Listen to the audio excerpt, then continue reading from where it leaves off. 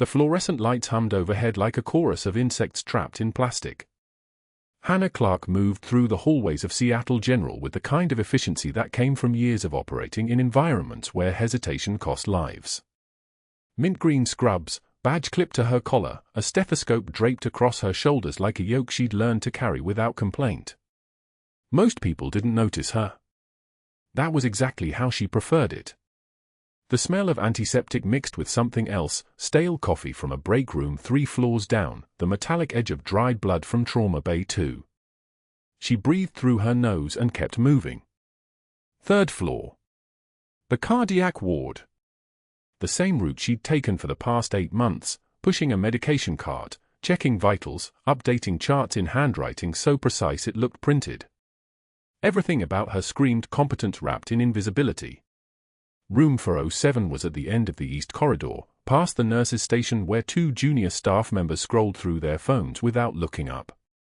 Hannah had learned the rhythm of this hospital the way soldiers learn the layout of a forward operating base, every exit, every camera angle, every person's schedule mapped in her head like a tactical grid.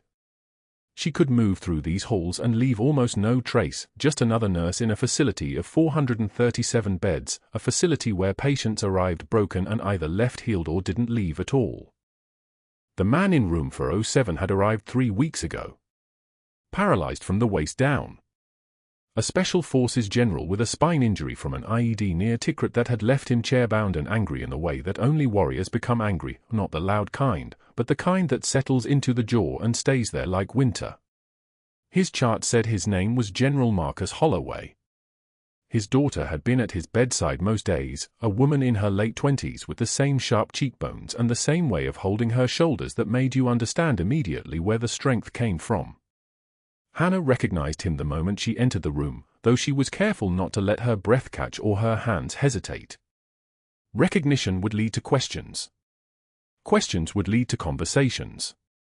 Conversations would lead to the kind of attention that could undo everything she'd spent 8 months building, this carefully constructed anonymity, this fortress of competence without connection. She had served under his command once. No. Not served under. Work beside. The distinction mattered, though only to people who understood what it meant to coordinate medevac operations in a war zone. They'd never met in person during those deployments. She'd been Major Hannah Clarke then, and she'd existed in a different world entirely, one where her voice carried weight and her orders were obeyed without question. But she'd known his reputation. Every medical officer in the theater knew Holloway's reputation. He'd sent soldiers into 3 of her most dangerous extractions. He'd also brought them back alive, which was the part that mattered. Her heart rate didn't elevate. Her hands didn't tremble. The training was too deep for that, the muscle memory of compartmentalization too thorough.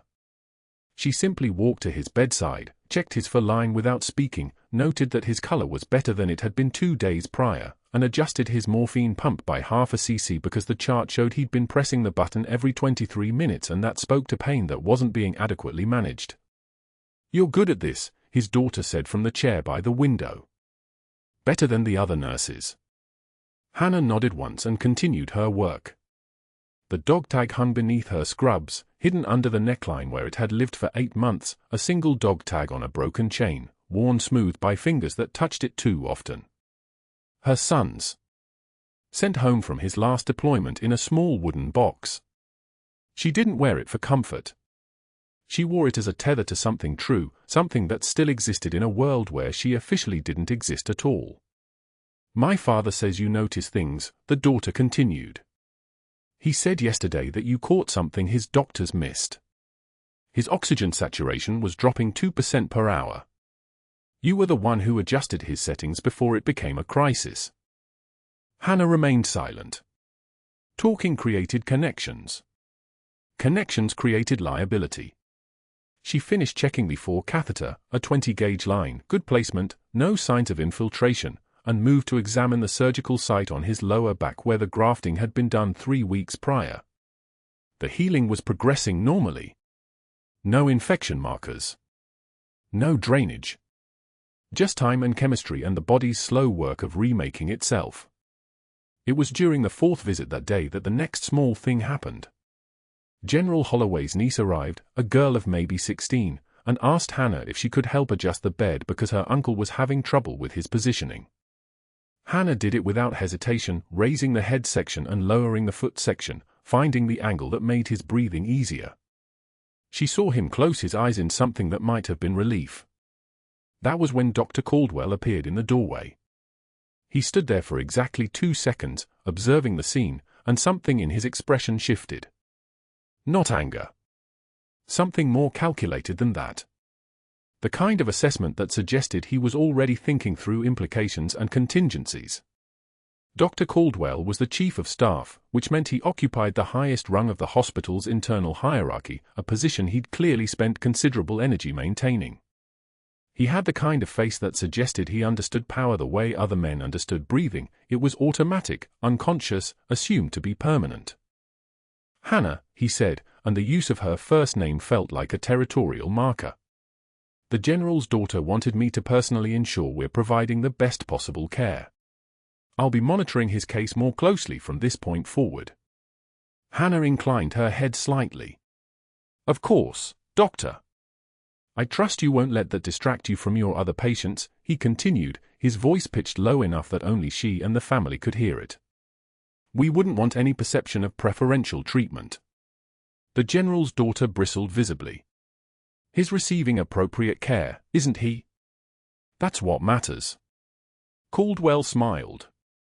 It was a smile designed to appear harmless but which contained the kind of sharp edges you only noticed if you knew how to look for them. Absolutely.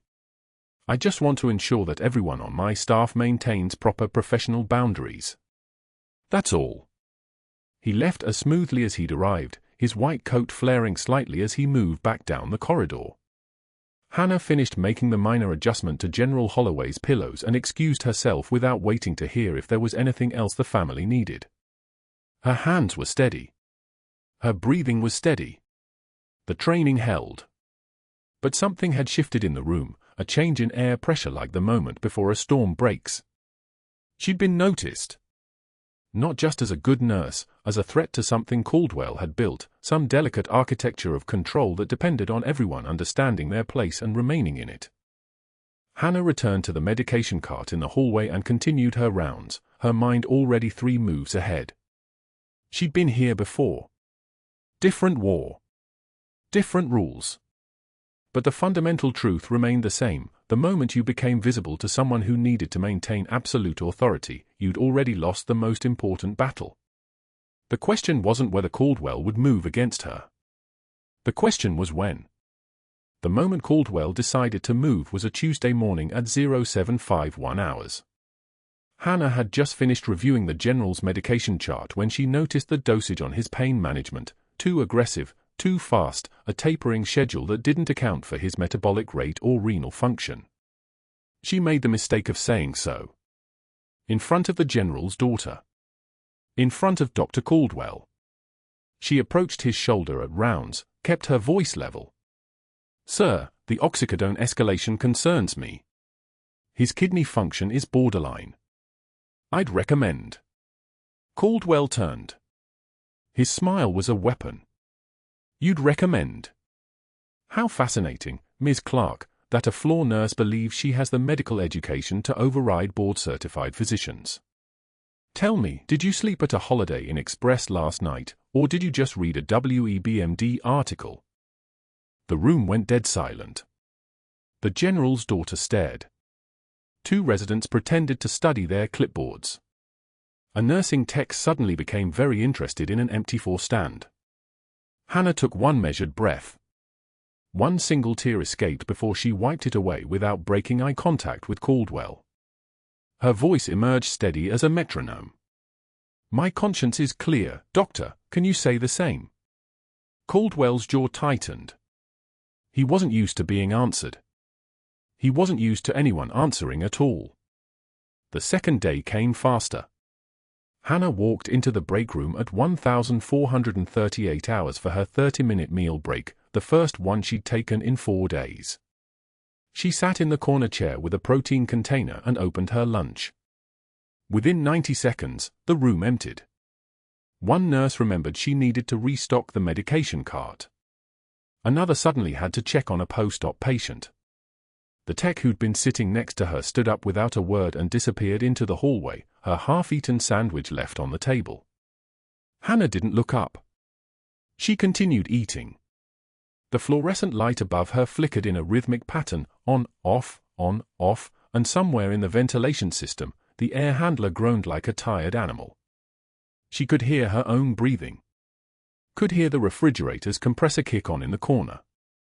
Could hear the distant sound of someone's phone ringing 2 units over.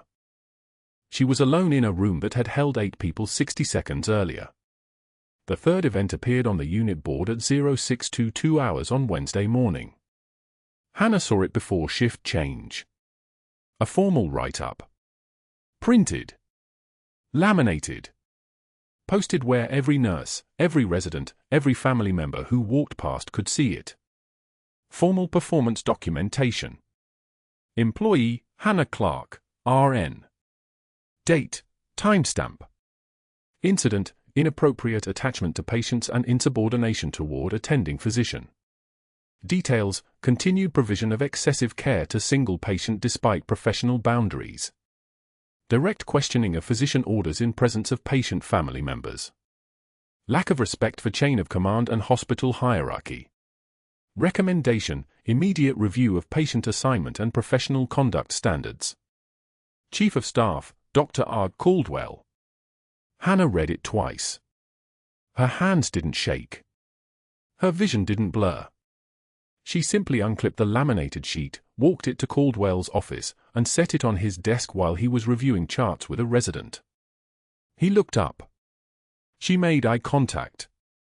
"You forgot to mention that I was right about the dosage," she said. "His potassium came back low this morning. His renal panel shows declining function. You should adjust the medication." She left before he could respond. What she didn't see was the resident's expression. Didn't see how Caldwell's hand went white-knuckled on his pen. Didn't see how, after she walked out, he made 3 phone calls to board members about liability concerns and then began the real work. The systematic work. The overnight rotation schedule changed on Thursday without explanation. Hannah's usual partner, Marcus, a senior nurse with 18 years of experience, was reassigned to the surgical floor. Her float support was cut to 1 tech instead of 2. The standing order for secondary verification on high-risk medications was suddenly enforced only for night shift, despite being hospital protocol for all shifts. The emergency call button in the general's room took 43 minutes to answer on Friday night when another patient coded nearby, deliberately delayed because Caldwell had pulled the charge nurse off the unit during Hannah's hours. He was tightening a noose. Not with anger. With precision. With the measured cruelty of someone who understood institutional power the way a surgeon understood anatomy. By Friday evening, Hannah could feel it. The isolation wasn't accidental. The workload wasn't increased by chance. Every mechanism of the hospital, every policy, every schedule, every procedure was being weaponized against her. Other staff sensed it too. A nurse named Sarah who'd been friendly now avoided the hallway when Hannah passed. The respiratory therapist stopped making eye contact. Even Dr. Morrison, the orthopedic resident who'd occasionally complimented her skills, suddenly became very busy whenever she entered a room. She was being erased. Professionally. Socially. Systematically. Hannah sat at the general's bedside on Friday night, 0306 hours, the skeletal hours when the hospital became a ghost ship and the hallways echoed with nothing but ventilators and the distant hiss of 4 pumps. The general slept with his breathing steady, his cardiac monitor a green line that climbed and fell in perfect rhythm. The dog tag she wore under her scrubs felt heavier than it should. The broken chain, her son's call sign engraved on the metal, sent home from his last deployment, was a weight against her sternum. She'd been ordered to disappear. After Tikrit. After the operation that never happened, the mission that was officially erased, the command structure that had buried her status and told her existence would become a liability if she ever surfaced. She had accepted that. Had accepted the invisibility, had accepted folding herself into the background, had accepted becoming no one. But then she recognized this general. And she couldn't let him die on her watch. Not when she could prevent it. Not when her hand still remembered the work. The general's eyes opened. He'd learned to move his head slightly, a small accommodation that had taken 4 weeks of physical therapy. "You should sleep," he said quietly. His voice was weaker than it had been in Tikrit. War had taken that from him. War had taken most things. "I sleep enough," Hannah replied. "Caldwell's destroying you." Not a question. She didn't answer. "I can make a call," the general said. "One phone call. My brother-in-law is CENTCOM. 12 hours and Caldwell wouldn't." "No." Hannah's voice was absolute. "No calls. No exposure. I need to stay invisible." For how much longer? Hannah didn't have an answer to that. She sat in the darkness with the general's monitor casting its green glow across the room, and outside the window, Jacksonville's night was vast and indifferent. Someone had to be invisible. Someone had to take the weight. Someone had to stand in front of people like this general and make sure they survived, even if the cost was everything she'd worked to hide. But that wasn't the worst part. That wasn't the moment when everything shifted. The worst part was what would happen next. The clock read 0206 when the general's monitor spiked. Hannah caught it from across the unit, the sudden percussion of alarms, sharp and metallic, cutting through the hum of ventilators and 4 pumps. She moved toward room 407 without thinking, her body already reading the rhythm of crisis the way some people read language. Footsteps should have followed hers. They didn't. The night shift had been decimated by Caldwell's reassignments, 2 nurses pulled for administrative coverage, 1 called out sick, the 3rd working the trauma bay where a multi-vehicle collision had bottlenecked every available body. Which left Hannah alone with a bleeding Special Forces general and a call button that would take 9 minutes to answer. The general's surgical site was hemorrhaging. Not slowly. The dressing was already soaked through, and blood dripped from the mattress edge onto tile with the steady rhythm of a metronome counting down. His abdomen was distending. Internal bleed. Hannah's hands moved, muscle memory overriding protocol. She'd held this exact pressure at Forward Operating Base Tikrit in 2015, 3 months into a classified operation that would never exist in any public record. The general's eyes fluttered open, unfocused, and he tried to speak. His voice came out as a whisper, slurred by pain and the morphine in his full line. "Clarke." His eyes tracked her face. "That you?" She didn't answer. Talking cost time. Instead she reached for the call button with her left hand while keeping her right pressed against the surgical site, applying direct pressure with the kind of force that came from knowing exactly what bone lay beneath the bleeding. Room temperature blood soaked through her gloves. The button chimed once. Twice. No response. The trauma bay was drowning in its own emergencies. She could hear the organized chaos from 3 rooms down, the staccato bark of orders, the rapid-fire assessment of shattered bodies pulled from twisted metal. She released the call button and pulled her phone from her pocket. Hospital policy forbade cell phones on the unit. Policy was luxury. She dialed the trauma attending directly, Dr. Morrison, not Caldwell, thank God, and kept her voice level as she reported vitals and her assessment. General in 407, post-op day 2 from spinal decompression, hemorrhaging from surgical site, BP 84/52 and dropping, heart rate 134. I have direct pressure but I need a surgeon in here now. Who is this? Morrison's voice cut through the background noise of his own chaos. Clarke. Night shift, 4th floor. Aren't you the one Caldwell's been? General's hemorrhaging. I can hold this. But the clock's running. Morrison didn't hesitate. 2 minutes. Keep pressure. Don't let up. She ended the call and looked at the general. His skin had taken on the waxy grey of someone moving toward shock. She'd seen it before, men's bodies giving up in pieces when the rest of them had nowhere left to surrender. Not this one. Not today. Stay with me, she said quietly. The general's hand found hers. You're going to get in trouble again. Probably. She adjusted her pressure, felt the texture of muscle and connective tissue beneath her palms. Pain was information. Pain was data. This pain said he was bleeding into his abdomen from a source that needed a surgeon's hands, not a nurse's. She looked at the 4-line, saline running, but he needed volume replacement faster, needed transfusion protocol initiated. She moved to pull up his chart on the computer at the bedside, but stopping pressure wasn't an option. Instead she spoke directly to the monitor. Stat blood bank. General Info 07, massive transfusion protocol, I'm calling it. No one responded from the other end. The monitor didn't care about her authority. She was a night shift nurse in a hospital where the chain of command ran through someone actively trying to destroy her credibility. The general's breathing was becoming shallow. Rapid. The body's alarm system activating as blood loss mounted.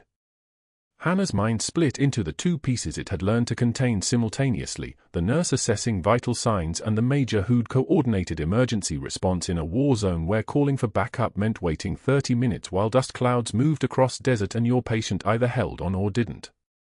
She'd lost count of how many she'd held together in those conditions. 400. 300. More. She'd stopped counting after the third year because numbers made it harder to think about the one she couldn't save. I need pressure dressings, she said to the empty room, already moving. She reached for the trauma supplies with her free hand, tore open an MRE packet from the general's personal effects on the table beside him. His final request before surgery had been to have them there, old habits from 30 years of deployments that made a man keep his meals close. She stripped the outer packaging, exposed the chemical heating element, and then tore into the sterile contents. Military gear from an era before modern pressure dressings, but the principle was identical to what she'd rigged from field supplies in Tikrit: create a seal, apply pressure, stop the hemorrhage. The general watched her hands move with the precision of someone trained in the specific physics of bleeding out. He started. Not now, sir. Her voice had changed without her permission. The pleas and apologetic tone she'd maintained through Caldwell's humiliation had evaporated. What remained was the voice of someone accustomed to being obeyed. I need you focused on breathing. Slow breaths. In through your nose. Out through your mouth. 4 counts in, 6 counts out. He obeyed. Of course he did. He recognized the voice of command when it cut through pain and morphine. Hannah fashioned an improvised chest seal from the MRE packaging and medical tape, not a chest seal technically, his hemorrhage was abdominal, but the principle held: create an airtight barrier, maintain pressure, control the bleeding until surgical intervention could take over. Her fingers worked with the muscle memory of field medicine under fire, the kind of work you only learned in places that didn't appear on official maps. The general's blood soaked through the first layer of dressing immediately. She applied a second, pressing down with her palm, feeling the warmth of blood and the cold certainty that she had maybe 3 minutes before his blood pressure bottomed out entirely. The radio crackled. Clarke, this is Morrison. Surgeons in-house. Coming up now. ETA 2 minutes. 2 minutes. The general's systolic pressure was 76. Pulse was 156, thready. His skin was clammy beneath her hand. Hannah's voice stayed level as she continued her assessment, continued her pressure, continued the work of holding a man together with nothing but her hands and the edge of her knowledge.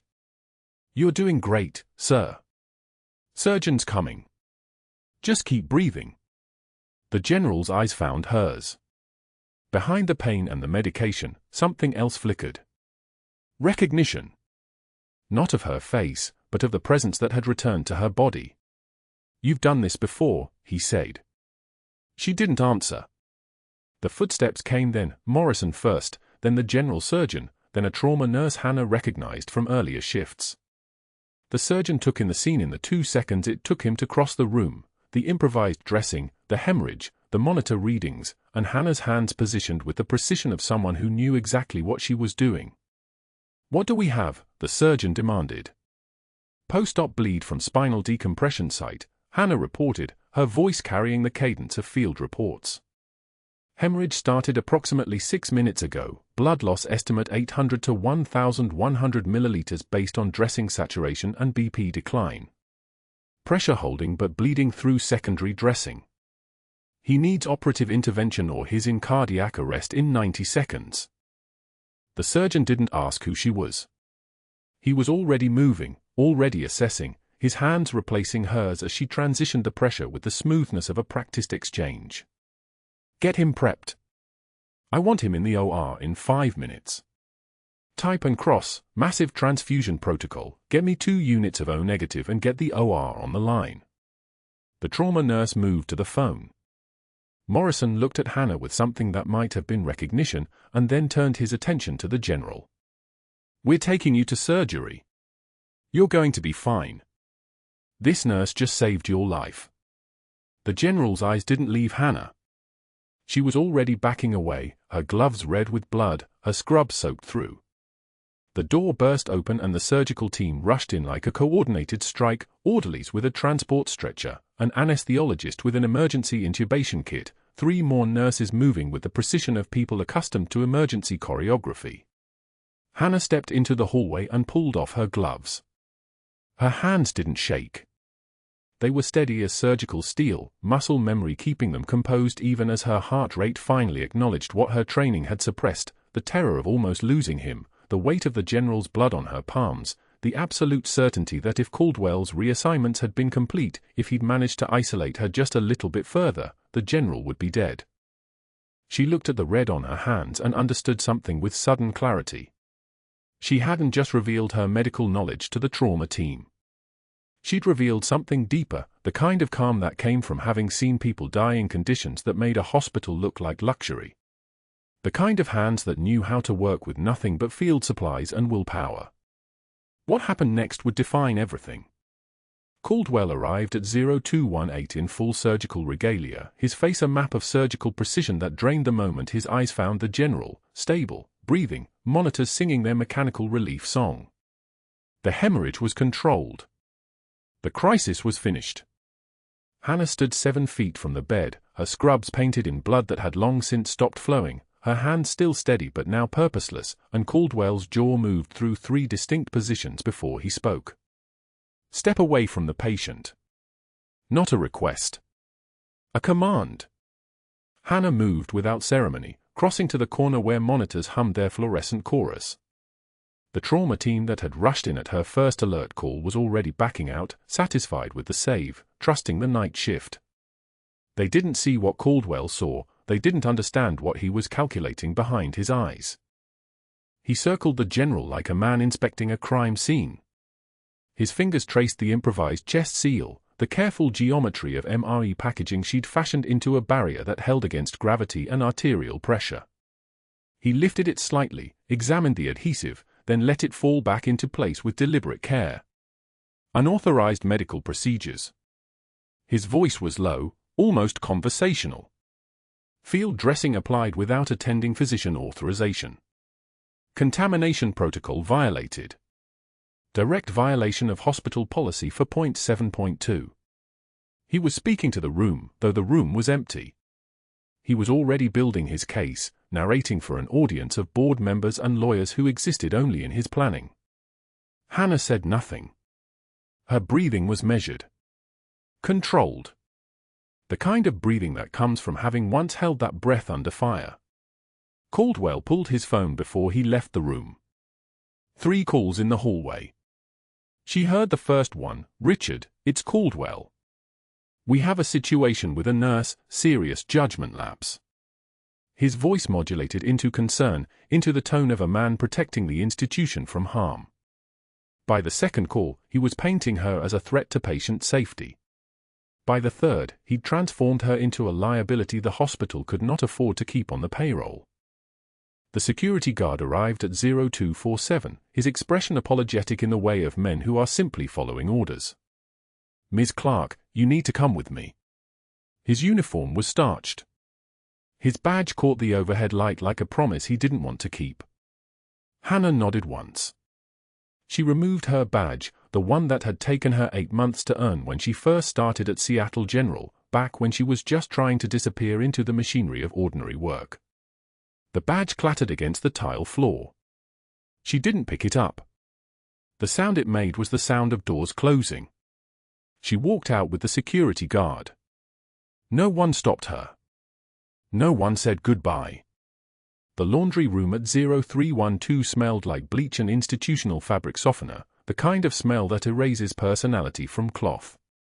Hannah stood in civilian clothes, jeans, a grey shirt, a jacket she'd bought at Target for $32, and folded her scrubs with the precision of someone who understood that folding was ritual.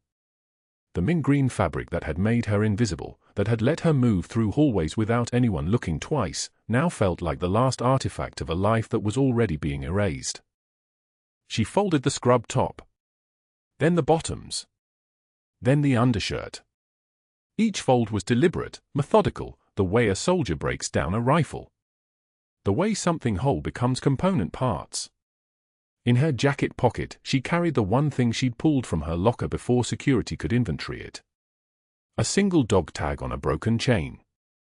Her son David's name, his service number, his blood type, all stamped into a piece of steel that had come home without him. He'd come home 6 months ago, alive, functioning, but something in his eyes had stayed behind in places no map could find. The command had sent the dog tag in a box 3 weeks after his return. No note. No explanation. Just the tag and the unspoken message, he wasn't coming back. She held the tag now, its weight no different than it had been for 7 years, and watched her hands shake, not from fear, but from the controlled fury of a woman watching her identity be erased a second time. The first erasure had been deliberate. Ordered. She'd accepted it as the cost of the work she'd done in Tikrit, the operations that were supposed to stay classified until they fell out of the timeline entirely, until she became a ghost that never existed. She'd walked away from a major's commission, from a career in special operations, and she'd done it quietly because the alternative was worse. But this erasure was different. This one felt like punishment for caring. For stopping to help someone. For recognizing that a man who'd sent her son into fire deserved at least her presence when he couldn't move on his own. She could have thrown the dog tag into the bleach water. She'd thought about it. Her hands had tensed around the idea, testing its weight, understanding that destroying it would be final in a way nothing else could be. That it would be easier than carrying it. That it would mean no more ghosts. But she didn't. Instead, she sat on the bench beside the folding table, the scrubs now folded into a small green square, and she held the tag so tight the chain cut grooves into her palm. Her eyes burned. Not tears, soldiers didn't cry, but the physical manifestation of restraint, of pressure contained so completely it had to go somewhere. The rain outside the laundry room window came down in sheets that hammered the pavement like applause for a show nobody wanted to see. She could hear it through the single window, a sound that meant the parking garage was going to be flooded at the lower levels, that the traffic lights were probably malfunctioning, that the city was turning itself inside out. She was reaching for her phone to call for a ride. Her bank account had $247 left until her next unemployment check, and a motel room was going to cost $48 minimum, when she heard it. A sound that didn't belong. Not rain. Not traffic. Something else. Something mechanical and low and rhythmic, cutting through the weather like a knife through silk. Rotor blades. Her body knew the sound before her mind could form the word. Military helicopter. Heavy lift. Two-blade configuration cutting the storm wind apart with the casual brutality of machines built for war. She stood. The dog tag swung against her ribs. And then the power went out.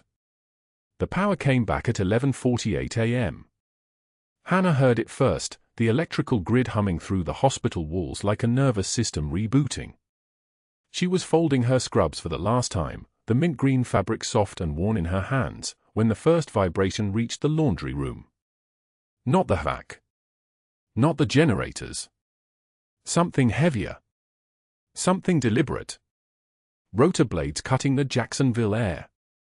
She froze. The dog tag pressed cold against her ribs. Her son David's name engraved on that small piece of metal, sent home from Tikrit 3 years ago, delivered to her apartment in a cardboard box with a letter that said nothing at all. She'd never been able to explain to him that she couldn't wear it visibly. That the name on her birth certificate had been erased the same day his commanding officer took a bullet meant for a convoy that never made it home. The building shook. Once. Twice. Not a medical helicopter. Medical birds landed on the roof. This one was landing on the street. Hannah set down the scrubs. The laundry room went quiet except for the industrial dryer's fading hum. She walked to the small window, the one that looked out over the loading dock toward the main entrance. 3 hums. A staff car, forest green with military plates. Dust still settling from the rotor wash. Soldiers moving with the controlled precision of people who'd cleared hostile territory. Their boots echoed through the parking lot like a countdown. The stone-faced colonel was the first through the emergency department doors. He moved like a weapon stored in a human frame, his bearing so perfect that orderlies actually stepped aside without being asked. His name tape said nothing. His collar insignia said everything. OU6. Command rank. The kind of authority that didn't need to raise its voice. "I'm looking for Major Hannah Clarke." He said it as a statement of fact, not a question. Call sign Reaper 6. The security guard at the front desk's face went pale. Hannah wasn't there to answer. She was 3 floors up, folding scrubs that no longer belonged to her. The colonel's jaw tightened. His radio crackled. "Sweep the building. 2 minutes." Not a request. It was a command that made nurses point and security guards scramble.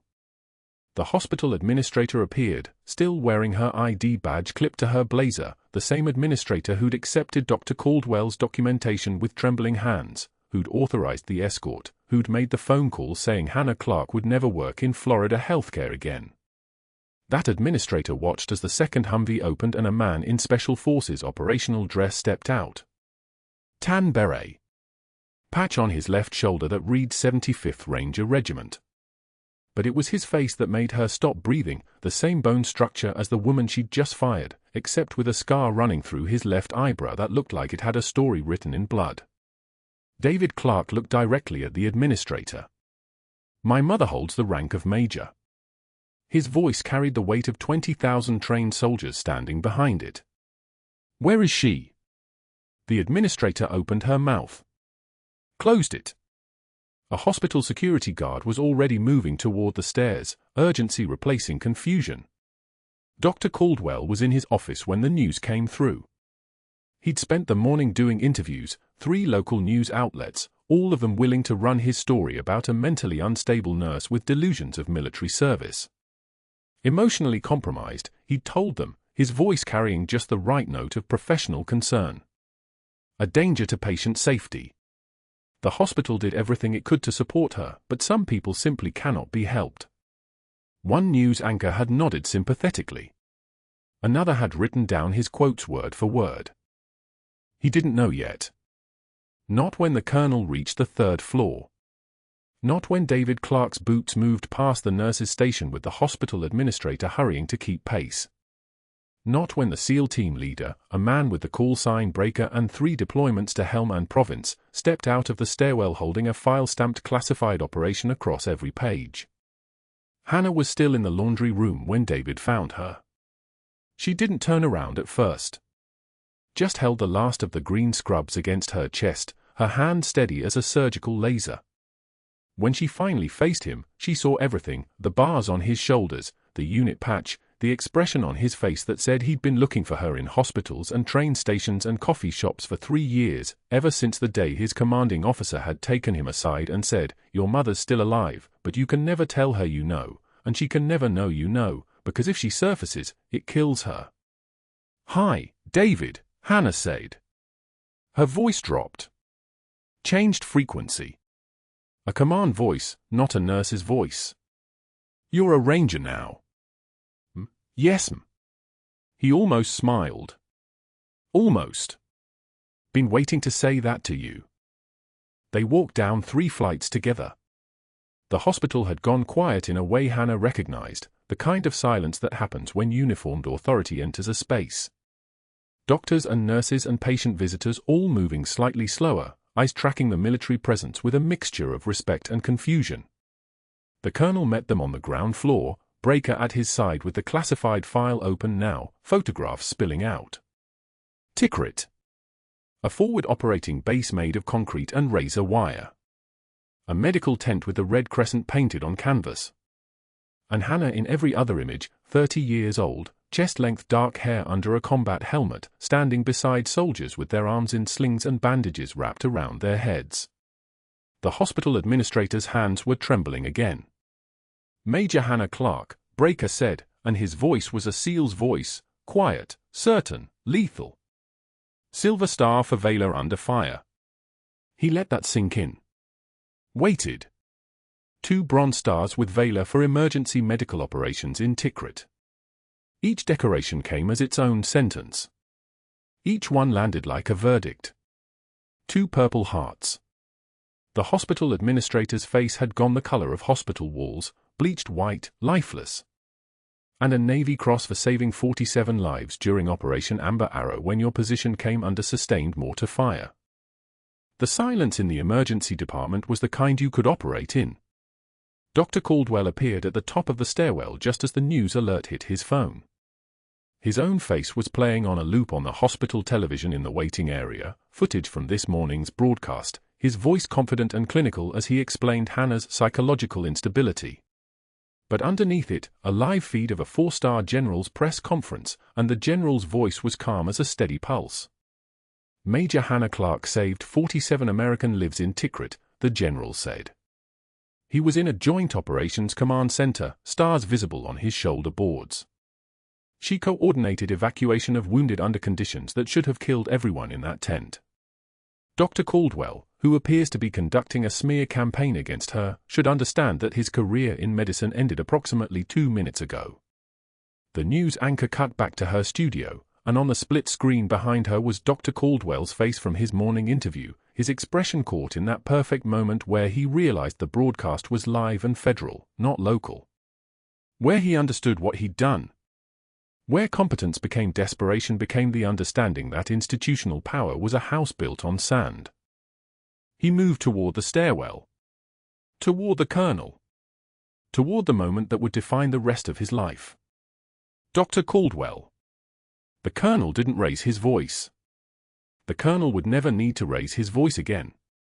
You fired a United States military major from a civilian hospital. You then conducted a media campaign to discredit her service record. That's defamation of a federal officer. That's conspiracy.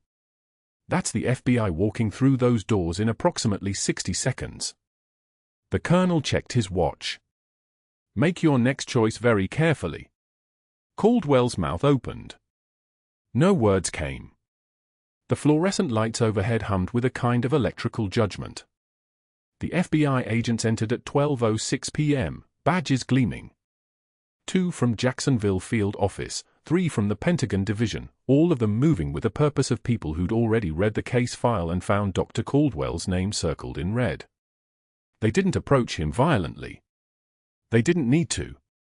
They simply moved toward him like inevitability in dark suits, and when he tried to walk past them toward the emergency exit, one of them held up a hand. Not violent. Just certain. Dr. Marcus Caldwell. Not a question. He stammered. Excuses poured out like infection from a wound, hospital policy violations, patient safety protocols, routine dismissal procedures. The words didn't matter. Nobody was listening. The lead agent was reading him his rights while handcuffs clicked around his wrists, and the nurses, the same nurses who'd abandoned Hannah, who'd left the break room when she sat down, who'd whispered about her instability, they watched in silence as he was escorted past them. Their eyes didn't follow him out of sympathy or fear. They followed him the way people watch someone who'd been visible and then suddenly wasn't. 6 months later, a radiology tech from Seattle General was eating lunch at a strip mall in Tucson when she saw him. He was standing behind a folding table under a canvas awning, wearing khakis and a polo shirt with a logo she recognized, mid-tier insurance company, the kind that survives on the poor making bad choices. His name tag read Steve in that sans serif font they use so you don't see the person underneath. He was aging in fast forward. Stress lines around his eyes, hands that moved with a kind of tremor, the posture of a man who'd been bearing weight and finally set it down in the wrong place. When someone asked if he was a doctor, they could see it in him, that medical something. He flinched like they'd hit him. "No," he said. "Just insurance." And then he turned away because some truths about yourself are harder than any prison. At Seattle General, things had changed. The board had approved the appointment of an assistant director of trauma and critical care. The position had specific parameters: someone with advanced field experience, surgical background, and the ability to train nurses in emergency protocols beyond hospital standards. Hannah Clarke accepted the position on one condition: she kept her clinical floor rotation. Tuesdays and Thursdays, she was still bedside. Still in scrubs that had a specific weight and texture now, scrubs that meant something different because everyone who walked past her in the hallway understood what the fabric covered. The general, the paralyzed Special Forces general who'd started all of this, who'd given her son his orders, who'd held her responsible with a single glance in that hospital room, he recovered enough to walk with a cane. Physical therapy, determination, and the knowledge that a major had sacrificed her anonymity to save his life. He showed up at her office door on a Thursday morning, moved into the doorframe with the grace of someone relearning gravity, and placed something on her desk. A dog tag. Bright and new. But underneath it, the original. The one she'd held on a broken chain in the laundry room. "I kept it safe," he said. "After Tikrit. When they told me not to report on you, to pretend you didn't exist, I knew I needed to keep something. Proof." He set it down with care. "Your son told me you folded it into a pocket of old scrubs once. That you couldn't wear it but you couldn't leave it either." The general's eyes held something that wasn't quite tears and wasn't quite anything else. "You don't have to fold it anymore."